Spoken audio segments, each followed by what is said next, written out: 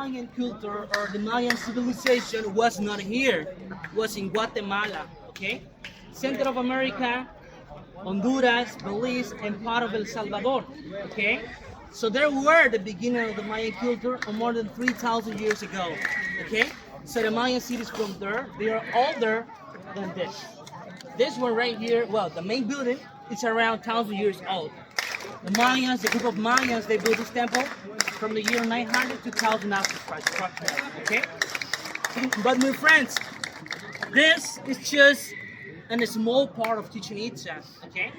It's just like 20 or 30% about the whole place, because originally it was really big, around 25 or 26 square kilometers around, okay? So, in the jungle, behind the jungle, there are another buildings, but they are not restored like this, okay? So now you're going to see the most important buildings. This area was the political, religious, and ceremonial center of the Chichen Itza city, okay? The people, they live outside, even the high class ruler, warriors, the Mayan priests, they live outside of this, not here. But they could live close to this part in a big houses, like kind of like a palace, okay? So this one right here, it's a temple, my friends. That's it. That they use to practice some rituals, ceremonies to pray to their gods. Actually, the name of this temple is Kukulkan. Okay? Kukul means feathers, Kan means serpent, snake. Okay? It's from the Mayan language, so it's the god of the featherless serpent. Okay? Señorita, can you say Kukulkan? Kukulkan, that's good. Sir, can you help me? Kukulkan? Good? Kukulkan. Okay, that's pretty good. But Kukulkan, amigos, is just a short name, and a short version of the full name.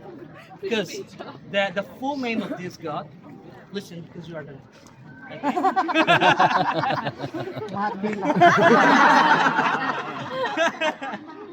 Se Acatl Topiltin Kukulkan Quetzalcoatl.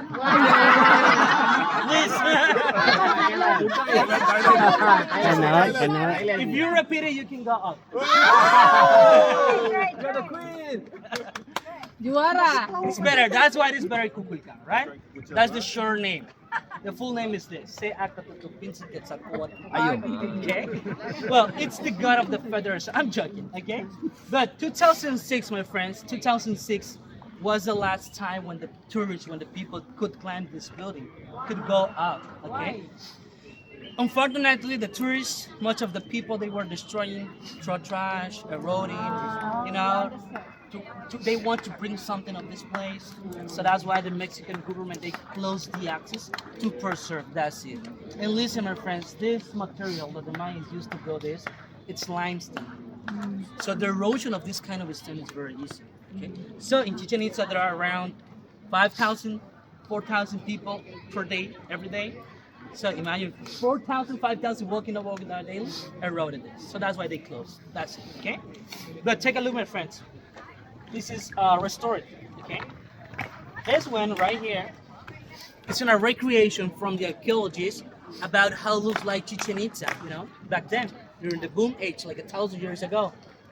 Actually, this floor was paved, was covered in blocks of limestone. The buildings, all the temples were painted, okay? Red, white, outside, inside, into that building on top, on the walls, colorful, yellow, green, blue, orange. They got those colors from the nature, flowers, seeds, minerals, okay? But when they left, when they abandoned this place, around 500 years, well, the overtime eroded the original vegetation. The sun, rain, humid, etc. And the vegetations, because look, when the first explorers came here, they saw Chichen Itza like this. They found this place, basically was jungle. Trees, vegetations began to grow and cover the buildings like this. Actually, this isn't a drawing, my friends. Yeah, it's exactly. Well, there are many. Actually, there are many movies about this, my friends. Okay, this was Chichen Itza in the year 1842. 1842 arrived the first explorers, Mr. Thompson and Catherwood. Okay, this is a lithography. Okay, and then the Mexican government, they restored this. This one was the first picture, the first official picture of Chichen Itza, 1925. Okay, so the archaeologists, the experts, they choose the authentic stones to rebuild this, but they're missing a lot of the original stones because during the invasion, when the Spanish came here, they took a lot of those stones from those buildings to build their churches, nunneries, houses, etc. Unfortunately, they destroyed a lot of information from the Mayans. Originally, there were many books, Mayan writings, okay, the Mayan codices, where the priests, where the ruler, they wrote the full information about everything. But in Spanish, they burned it, okay? They burned because they believe it, another religion, and the snake, it's the evil. And you know what, my friends? Remember Kukulkan, the god of the feathered serpent. It's the opposite. For the Mayan, the snake was life, energy, abundance, okay? Snake, bird, and a jaguar, three animals. It's a mythic god, okay? Bird heaven, the snake center, and jaguar part of the underworld. So that's why Kukulkan was balanced, duality for them, and it was the main god. But they were polytheists. They believed in about 30 gods according to some Mayan writings, okay? Heaven, earth, and underworld was very important, okay? Now, take a look at this, my friends. When the archaeologists, when they were working here, they found another building inside, something like this. Of course, we cannot see it because this is covering the second one, okay? But inside of this, there is another one. This one, my friends, is about 30 meters high, and the second one, the half, like 15, 16 meters high, okay? So there isn't a big space different. The Mayans, they fill it with the regular stones, limestone, and then finally they stick the carved stones that they made it, the blocks of rocks, okay, to build this, okay? It's another temple. It's so interesting because according to the Mayan astrology, the Mayans, every 52 years, they choose to build a new temples, and sometimes over the oldest, they use like foundations to build another ones on top, okay? So they were very smart. They didn't destroy the oldest buildings from their ancestors. They used it, okay? There to the top, there's not a stairs or a tunnel or something like that to get to the second building. I mean, when the Mayans, when they build a new temple, they cover everything. They didn't use more, okay? But on the north side, on the north staircase to the bottom, there is a doorway, kind of like a tunnel from the archaeologists where they found the second time, okay? 2006 was the last year when the people could go inside to watch, to see that, okay? But well, inside there is not a tomb like the Egyptians, but the archaeologists, they found this guy, look. Is this figure, this statue, they call it El Chacmol, the messenger and a semi-god. Take a look, guys. This person, this guy, he's holding something like a dish or a plate on his hand, on the abdomen. So the priests, the rulers, they put the offerings right here to offer, to give to the gods. Drinks, food, precious stones, animals, and sometimes human sacrifices, which is blood or the human heart, okay? To offer to the gods, okay? And the second chapter, they found this one, a jaguar. In the Maya culture, the jaguar represents power, protection. So this one was something like a throne for the highest authority of Chichen Itza, okay? My friends, this building is aligned to the north, south, east, and west. So every year, and twice a year, here in Chichen Itza, you can watch the god Kukulkan. How? North, south, east, and west. Imagine this is the basement. It's not very exactly aligned to the north side. There's a little deviation to the west side, like this. 18 degrees approximately, a little, okay? But that was not a coincidence, was not a coincidence or a mistake, was intentional, okay?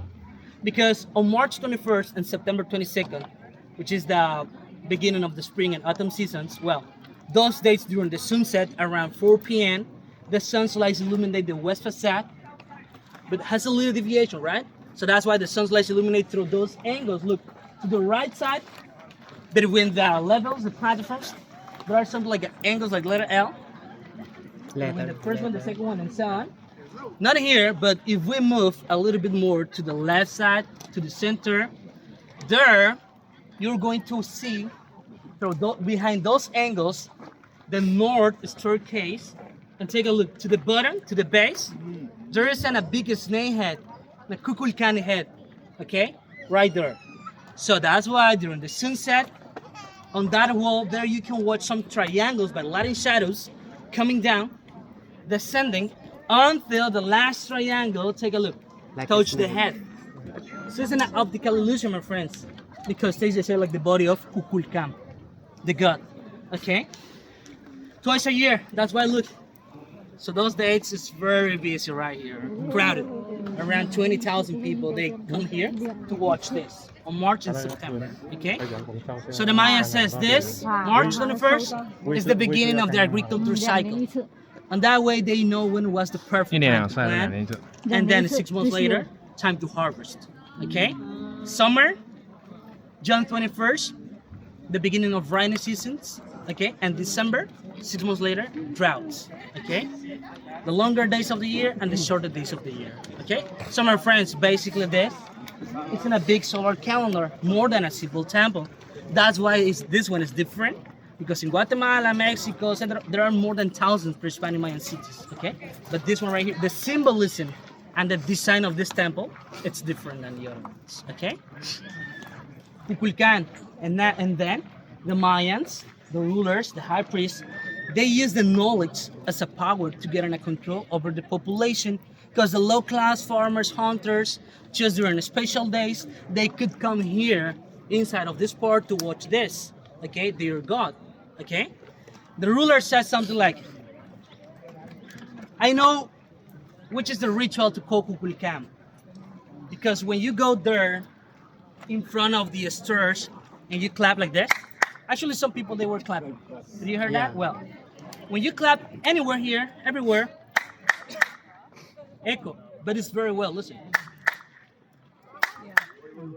So when the ruler was speaking to the top, the population, the audience, they could hear very well his voice without a microphone or speakers, okay? Imagine when this was paved, should be better back then, okay? Now, if we move a little bit more to the left side, we have to be in front of the stairs, okay? Because the sound of this bounced among each step, and then the sound hit the walls that there are inside of that building. And finally, my friends, the sound returns back all together mixed and sounds like this bird. This is the quetzal, my friends. This kind of bird you can find in Guatemala, Costa Rica, Honduras, Chiapas, Mexico, okay? Remember, the Mayan culture, the beginning was Guatemala. Actually, the money that they use there, they call it quetzales, okay? So the Mayans from there, the ancient Mayans, they consider this bird like the representation of Kukulkan. Because look, the tail is longer than the body, the feathers. So when this bird is flying, it looks like a serpent, like a snake in the earth, okay? And they said it's a representation of Kukulkan, okay? Would you like to hear that? We have to move a little bit more. Are you ready to walk? Yeah. Please, over here, follow me. Let me show you this, and then we're going to take pictures.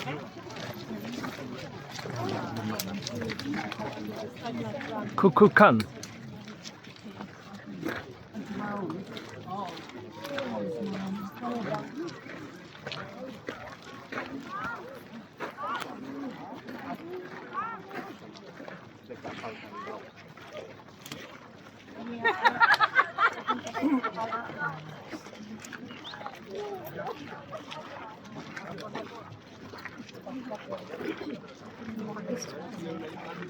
Okay, amigos. Listen, please. I'm going to show you first myself, and then if you want to help me, if you want to try it, all together, big group should be better. Okay? But let me show you. Listen.